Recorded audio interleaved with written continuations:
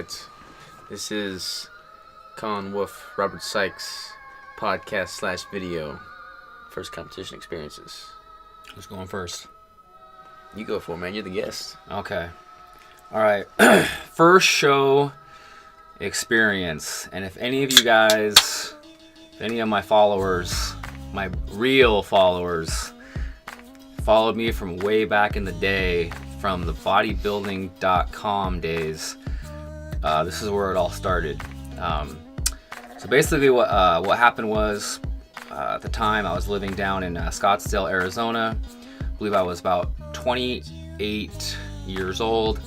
And at this time I had no plans on ever doing a show. I just loved working out. I had a football background, and so just from training for sports and football, I just loved training.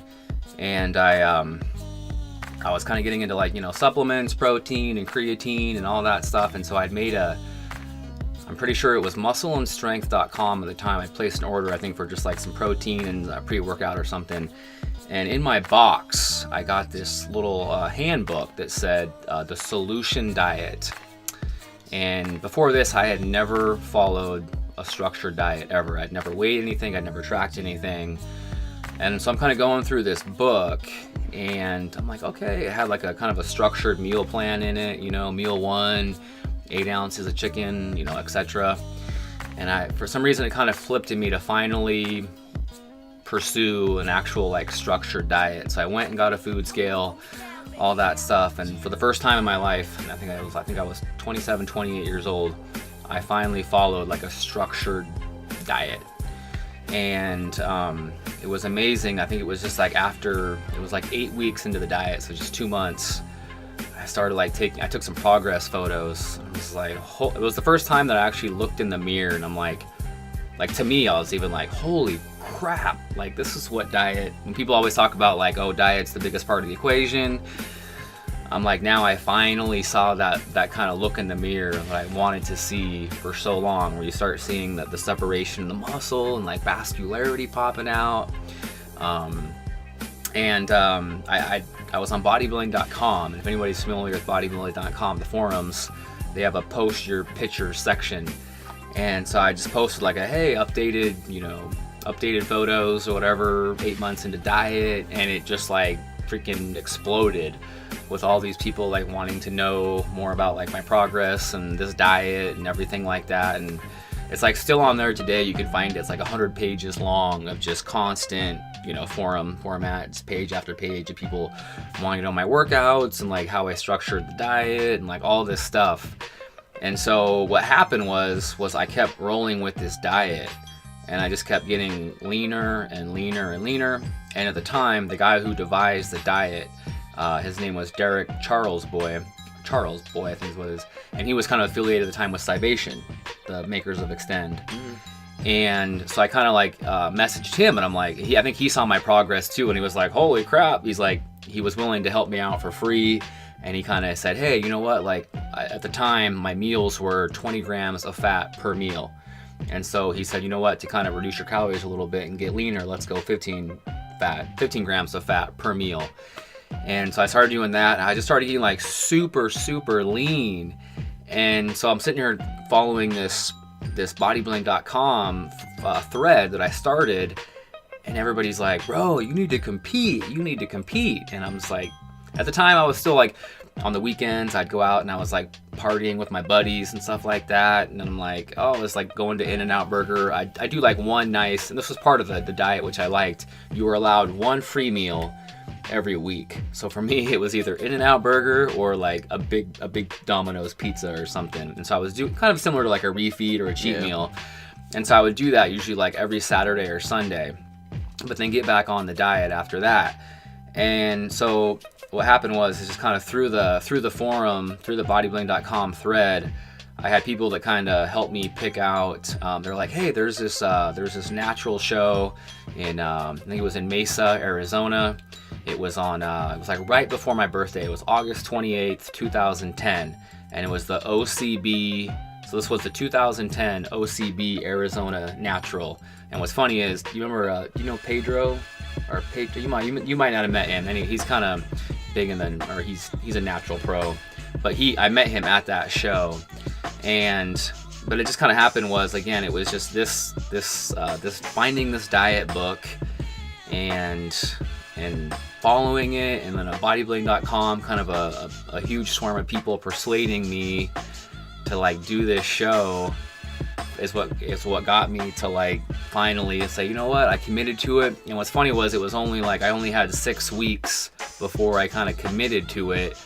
So was it the most prepared contest prep? No. But, you know, I felt like, you know, for a first time show and stuff like that, I wanted to pursue it. And so I did, and I'll still never forget the night before, just tossing and turning in bed. I could not, my nerves were just so high, because I'm not a person that likes, I never like to like talk in front of crowds. And so I had this fear of just like all these people, oh my God, I'm gonna be up there, and you're like, I'm gonna mess up on stage, I'm gonna screw up my posing. And so I didn't sleep at all the night before. I remember, like, I think it was like 4 a.m, I just couldn't sleep. So I was like, screw this, I got out of bed and I put on Pumping Iron.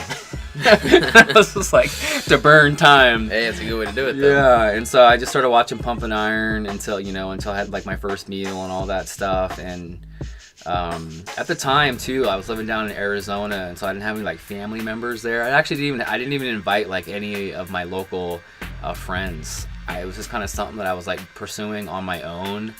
And luckily at the show I ended up meeting some really cool people backstage, but at the time I didn't invite anybody. So I just kind of felt like I was so just kind of, I don't know, alone in this first show.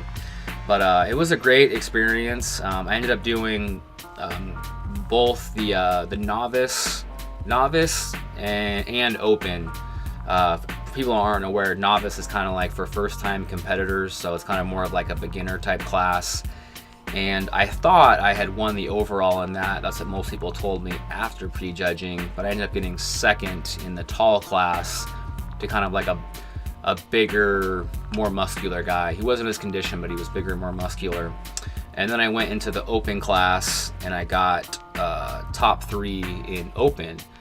And so I was pretty stoked about that for a first show. But I think the best thing was just everybody backstage was just like, they're like, this is your first show? And it's like, yeah, just kind of winged it, and 6 weeks out, kind of, decided to do this. And so I think it was just the feedback of everyone kind of at the show kind of gave me such positive feedback. And then, obviously like doing well. Yeah, it was, yeah. So my very first show, I did what's great was I did a natural show. I got polygraph tested, went through all of that. And so first show out of the gate, did a natural show. And then from there I was kind of hooked. I kind of got to see too, at the time, the guy that had won the show and won the pro card, kind of seeing like, okay, so this is kind of what it takes to get to that pro level. And after that very first show, it was like, next goal, pro card. Yeah. You know what I mean? And so that was like my total, just like, okay, this is my goal now after doing this first show. And next goal is like pro card. And that was, you got it the next show too, right? No. You've done 4 total now? Yes. But yeah, so I ended up doing, what happened was I had a coach, Tyler Mayer. If you guys are familiar with Tyler, he contacted me. I think he was at that OCB show that I did. And he saw me and was like, hey, he hit me up on, I think it was Facebook. I was like, hey man, like, dude, I saw you at the OCB show. He's like, dude, you have so much, whatever, talent or whatever potential. He's like, you should let me prep you. He's like, I'll do it for free and everything like that. And so he convinced me to do, at the time I was moving back up here to Washington. And so we started prepping while I was still down in Arizona, and I literally moved to freak back up to Washington State in the middle of a prep, and ended up doing actually the Washington State Natural. This was in 2011 when it was downtown Seattle at a place called the Moore Theater. And what's funny is this is a show that actually Ogus did. I didn't know Matt Ogus at the time, but Matt Ogus was doing the same show. He was in the short class, I was in the tall class. And long story short, I was aiming for a pro card, but but I ended up losing in the tall class to the guy that won the overall and the pro card. His name's Benny Mobley. Yeah. Okay, so Benny, you know, he's a lot older, had a lot more muscle. At the time, I kind of was like, I thought that I should have won, but then now, honestly, really looking back, he deserved it because he was like pro ready. You know what I mean? He had the muscle and things like that to, like, you know, get that pro card and go right into a pro lineup. Whereas me, I still had so much room to improve and grow and stuff like that. So my second show, I got second in the open tall. So. Very nice. Yeah, Benny's a cool dude. Yeah, no, he's like, I mean, he's got that again, I think he's in his late 40s. Yeah. So again, it's that muscle maturity, and it really shows up on stage, especially when you're next to, like, you know, somebody like me who hasn't been competing nearly as long or training nearly as long. It really, really shows. Could you tell the difference between, like, the OCB Federation versus the WNBF? No, it was pretty. I will say, like, people don't realize shows down in the South. I would say, like, Arizona and Texas, California, Nevada, whatever. All those states, man, bodybuilding is a lot bigger. A lot bigger there. So I think I had, when I did my very first OCB show, I kid you not, I think I had like 23 competitors just in my tall class.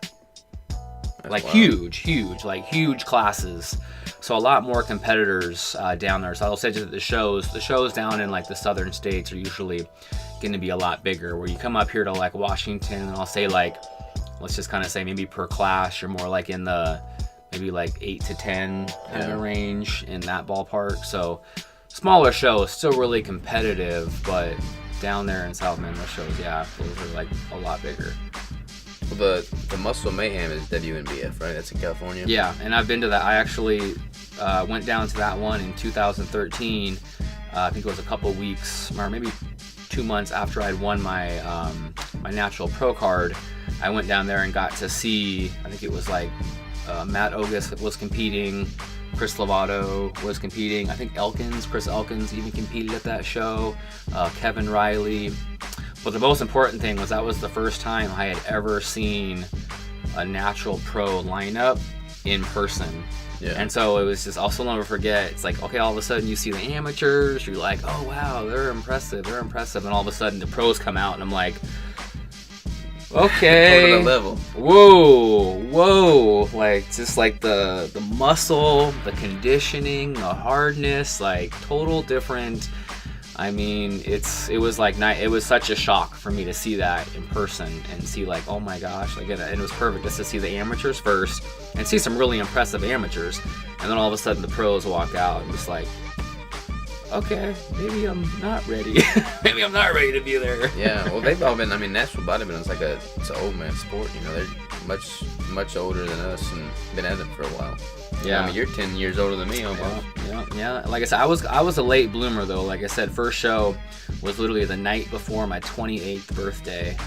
And like I said, before that, I had no desires to, it's funny, I think I look back when I was in my early and mid 20s and I'm like, there's no way I could ever get put on one of those little Speedos and get oiled up and flex in front of a crowd. I was like, no way I could ever do that. And then sure enough, you know, I ended up doing it. So, I mean, yeah, I mean, it took a lot for me to, like, kind of get the courage to kind of get over that stage fright. But I think anybody, I try to tell first time competitors this, once you get up on stage, you kind of realize the crowd in front of you is very dark. Yeah. So you don't really see the people out on stage. As opposed, I had this fear that I was just going to see all these eyeballs just like staring at me, you know, and it's not like that at all. And I feel like once you get posing and your adrenaline kicks in, that's what a lot of us like, you know, it's people get hooked on this sport because I think a lot of it's that adrenaline that you get when you're on stage and you're hitting poses and all that stuff. It really is a rush that if you've never experienced it, it's one of those things. I think this is what keeps people coming back for more and more is getting that high and getting that rush of competing on stage. It is crazy that you spend, you know, hours upon hours in the gym, in the kitchen, and then you're on stage for, you know, 5 minutes.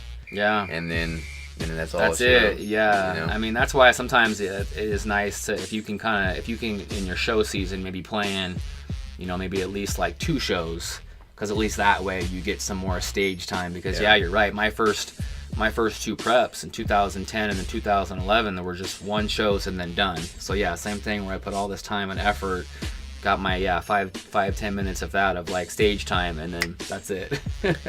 Speaking of showtime, isn't the Empire? I've heard the Empire this year is actually going to be in April instead of May. Have you heard of that? Empire Classic. Yeah.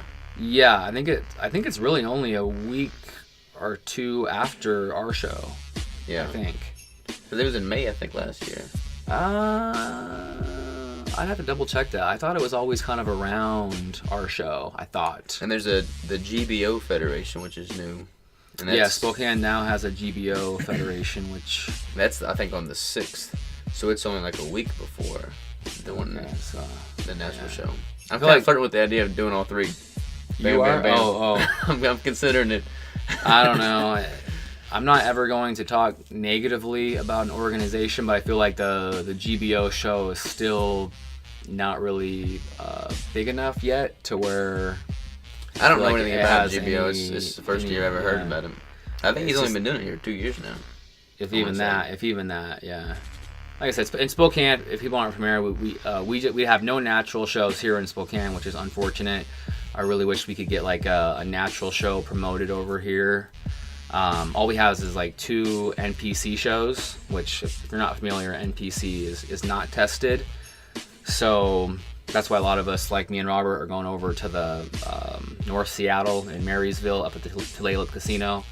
That's where our show will be, because that's a legit WMBF, which is a total credible natural show. Yeah, it's really good federation. Yeah, very good. You know, as far as like the drug testing and all that stuff. And I believe they even started like doing like an off-season type random drug testing for competitors. I think they have like a fall show now. Yeah, no, they do. That's the thing. There's been a lot of new. In the past, there used to just be the one April Kevin and Linda show that was the only natural pro qualifier offered, and now I think it's grown to where they might have 3. There might be 3 WMBF pro qualifiers in Washington State, because I know Aaron Orton, he won his at one of the other WMBF shows this year. He did real good. Yeah, he looks great. So I mean, that's great though. I feel like we're getting more. I just wish we had one here in Spokane. Yeah. We had one in our backyard. We don't have to go and get a hotel and all those extra expenses. It's kind of nice though to like, I know it costs more, but it's kind of nice to go and make that part of the whole experience. True. And plus you get a chance to go and the best part too, like at least I think you got to experience this, the best part about natural bodybuilding is kind of meeting like other competitors at the show, and just like getting to talk with people who totally can relate to like what everything you've been going through and contest prep. And we at this show have this year we got so many freaking great people that are currently prepping for this show. We got Lionel and Micah, Darren Foote, who's a guy that I think you're going to compete against, one of my clients. I think I'll be in the same class as Darren and Micah. Oh my gosh! Okay, yeah. So all you guys are going to be in that. And then Lionel, he's going to try to do another show, and then qualify. I think Lionel's his plan of attack is to do a pro qualifying show as soon as possible before our show, get in hopes of getting his pro card, so that way he can come do the pro show with me. And if he doesn't, is he just going to do the amateur? I'm not sure what his plan of attack is if he doesn't if he doesn't get the pro card at that show. I think he'd have to keep. My assumption is do another one until he gets his WMBF pro card back. So I can bid against him again. Yes. Lionel beat me last time. I'm coming for you, buddy. I mean, that is one thing. I will admit, one thing I'm not a huge fan of is this whole like. I feel like once you get a pro card, you shouldn't have a deadline. Yeah, especially for a year. Yeah, that's just too soon. I mean, people don't realize like the one. Is that just for the first year? I've heard that if you do a pro show, like within that year, then for the next show, you don't have to keep doing one every year. I think it's if you like for a pro, I believe it's you have to compete every 2 years. Every 2 years. For WMBF. I believe. That's still pretty quick. Yeah, because I actually have to like, I'm an IFPA natural pro, but I have to like submit this form to get my WMBF pro card for the show. And so they told me that now that I'll be a WNBF pro as well, I have to compete every 2 years or I'll lose that pro card. Really? Yeah. You want to go over yours now? My first Are you done with yours? Yeah. I mean, what was some of the negatives? Like, was there anything that just like struck you throughout the whole first competition prep that's like, oh, this was terrible, I hate this, never doing this again, change this for next time? No, I mean, I feel like everything honestly in it was positive. Looking back on it and stuff like that, it's funny too, I was like, at the time, I literally was trying to use YouTube videos for posing.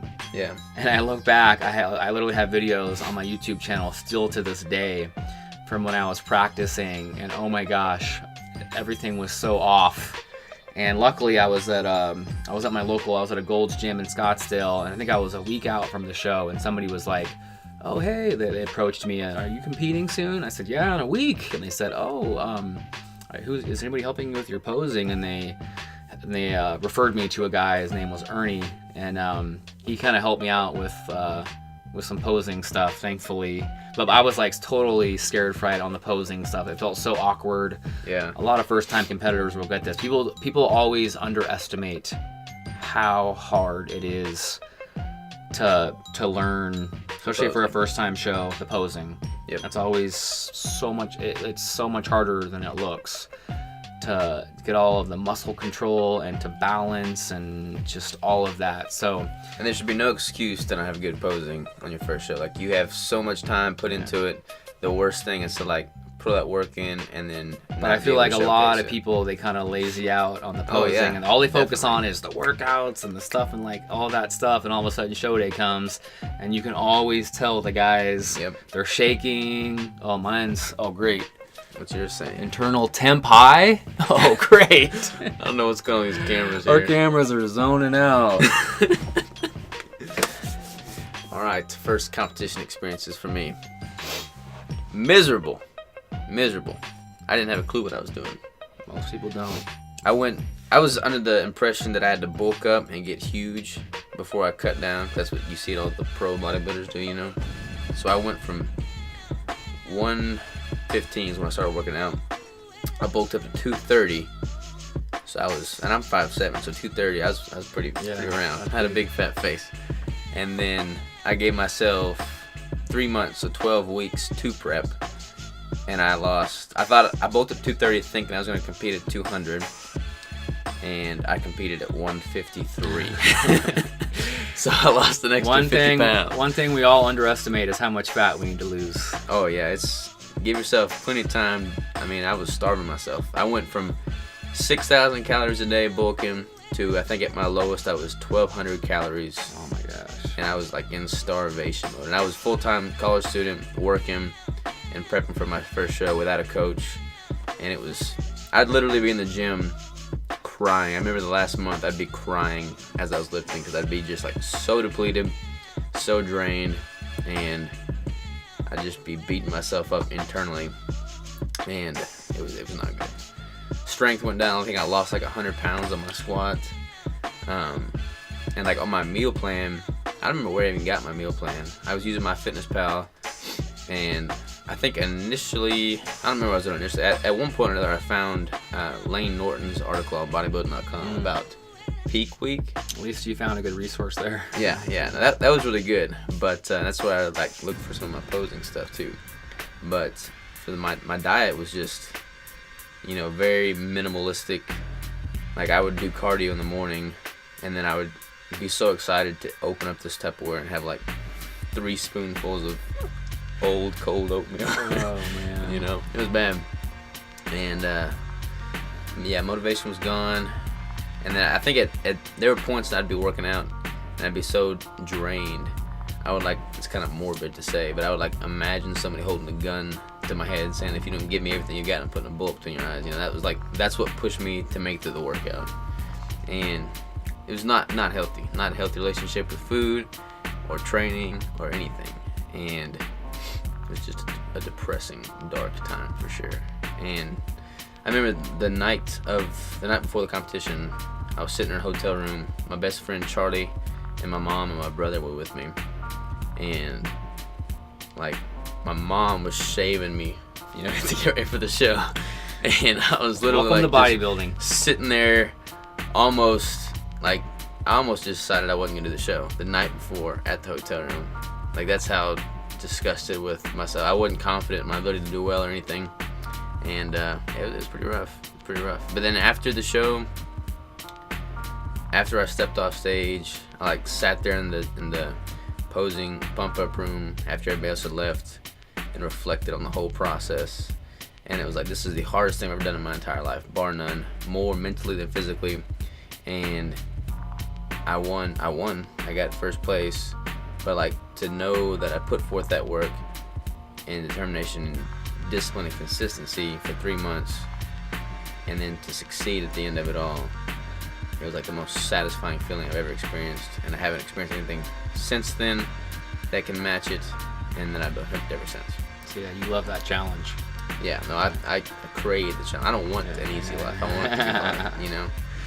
Yeah, I think that's what I feel like a contest prep. There's nothing that will test you more about yourself. And that's why so many people fail, is because bodybuilding is not for the weak, the mentally weak people. They cannot sustain it. They cannot do it. And I think, especially for me, having a background in athletics, I feel like which really helps with like mental discipline and things like that, kind of molded me. Oh, mine's going off again. Oh well. Molded me to kind of like be much more prepared and mentally suited for doing contest preps. Like I truly feel like I'm unbreakable. Yeah. And like once I flip the switch and go into contest prep, I'm like this totally different person, and all of a sudden it's like, all right, game on. I'm like a robot. Oh yeah, and, it's machine mentally mode. I can't be broken. I mean, you hear so many people talking about, oh, I can't sustain a diet, and I'm hungry, and I'm like, this is like part of the game. Yeah, I mean, anybody can stick to a diet to the T for a week, you know, for a day or for a week. Yeah.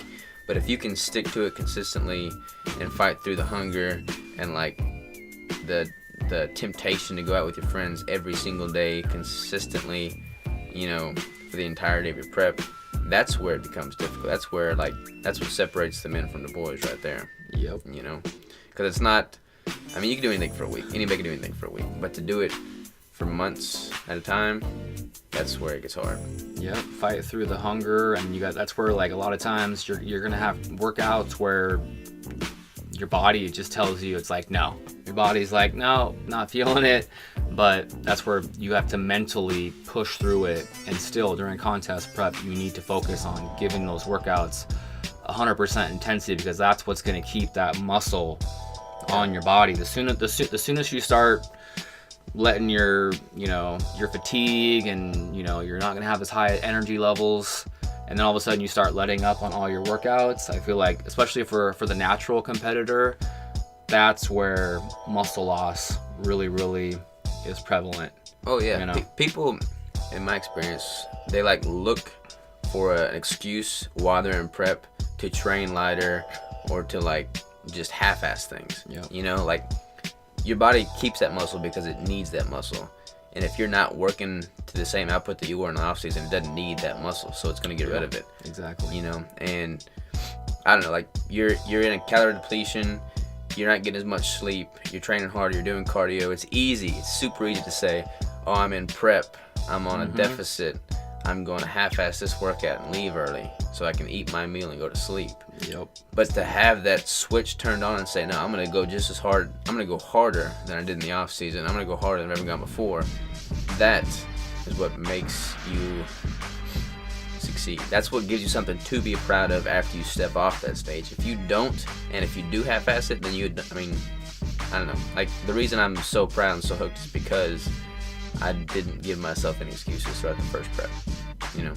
Yeah, no, and to be honest, I remember you showing me your first show pictures, and you're actually in really, really good condition. I mean, for a first show, I thought you looked great. Yeah. You know what I mean? Whereas you see a lot of guys in their first show, and you're kind of like, whoa, and they might say something like, well, yeah, bro, I was holding a lot of water. Yeah. It's like, no. You were out of shape. You were out of shape, bro. Like, you just didn't give yourself enough time to get conditioned, whereas, I felt like, I'd say both of us, for first shows, we came in with pretty damn good conditioning, which is a great thing right out of the gate for our first show. Yeah. Obviously we still had a lot to learn. Oh yeah, we had a lot to learn. We had a lot to learn, but I think for we put in the work show, though. Yeah, we put in the work. That's good. Yeah. All right. What are some of the misconceptions? Let's talk about misconceptions for first time competitors going in, like what to do with peak week, and what are some things that we thought was right going in our first show that we've learned since is far from the truth. Okay. I would say I was kind of lucky at the time too, because at the time I was kind of talking with Derek Charles Boy, who again he was associated with Cybation. So I think at the time Lane Norton was as well. So a lot of principles and peak week protocols that Lane had used, Derek was a believer as well. So I was kind of lucky that right out of the gate, especially for a natural competitor, most people are gonna, go with the old school myth of like cutting water. Mm-hmm. That's like gotta cut water. If you look at every single bodybuilding peak week, you're gonna hear dehydration, cutting water. Whereas that's the worst thing that a natural competitor can do, is completely eliminate and cut out their water. Because as a natural competitor, water actually helps fill us out. Yeah. You know what I mean? Water is what helps us get that pump. So if you see a lot of natural competitors that are dehydrated on stage, you'll see a flatness, and they'll tell you too, they're like, oh my god, I was trying to like pump up and I couldn't even get a pump. Yeah, because you're dehydrated. Mm-hmm. Like I'm like, you looked way better when you had water in you when I saw you a week out in the gym. So I think that's one of the biggest things, is like people that are cutting water. Luckily I've never cut water for a show. I've always cut my water in. And then I think a lot of people too, manipulating sodium. I think a lot of people would assume that salt is going to bloat them, whereas salt is another thing too that'll help fill us out. Yeah, exactly. So I actually add sodium on show day, like add salt to meals and stuff like that. I had you do that. Yeah. So sodium and water for the natural competitor are actually great things to help fill us out. Did you rebound after? Oh. Let's talk about that for a second. A lot of people don't know about that. A lot of people don't talk about that. Oh man, I didn't even think about that when we were talking about first show experience. So here's what. Oh my gosh, this is bad. Because you gotta realize, so my first contest prep, it was pretty, all the foods and everything, it was the traditional bro type meal plan. I mean, I was like Ezekiel toast. I wouldn't even, eat regular bread. It was all like, everything had to be super, super clean. I don't even know if I was using seasonings on my meat. It was that bad. Yeah. And so obviously as soon as the show is over is when, okay, now all of a sudden the filter is gone of that discipline. Mm-hmm. And oh my gosh, so here was my rotation of restaurants that I attacked, because it wasn't one. You went all in, huh? Oh yeah, we went straight to In-N-Out Burger first, and I think I had 2 double doubles with fries and a Diet Coke. That was always my staple at In-N-Out. And then, I kid you not, I was at In-N-Out finishing my burgers, and I called Domino's. And I think I did like a medium or whatever pizza. So I went and picked that up, took that home. And I was just like, one thing people don't realize is it's almost like that hormone that tells you that you're full. Leptin. Yeah, it's gone. It's gone. So you have this immaculate capacity to sit there and just eat and eat and eat and eat and not feel full, which is dangerous. Because all of a sudden I just had these 2 double cheeseburgers, fries, and I was still starving. So I went and I had like a pizza. I was still hungry. Oh yeah. So I had Cold Stone down the street. So I went and got like a thing of Cold Stone, and I think if there was one other thing. I might have got like a bag of candy or something like that. And so all of a sudden I devoured all this food. I can't remember if it was within like an hour or 2. Oh my gosh, all of a sudden it like hit me and I freaking hurled. Really? Oh my god, yeah, I hurled. Oh yeah. I wish I couldn't. I threw up, man. It was horrible. Worst feeling ever was like when it kicked in and stuff. I was like, oh my god. And bad. My whole family was there. We all went to Red Lobster. It was right down the road from the venue of the show.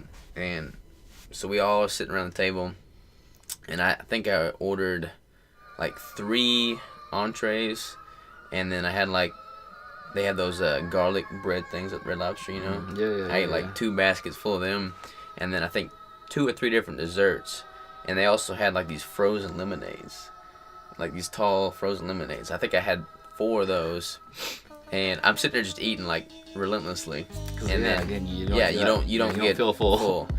And my mom's watching me, and she's just like watching my face get bigger as I'm talking to the family.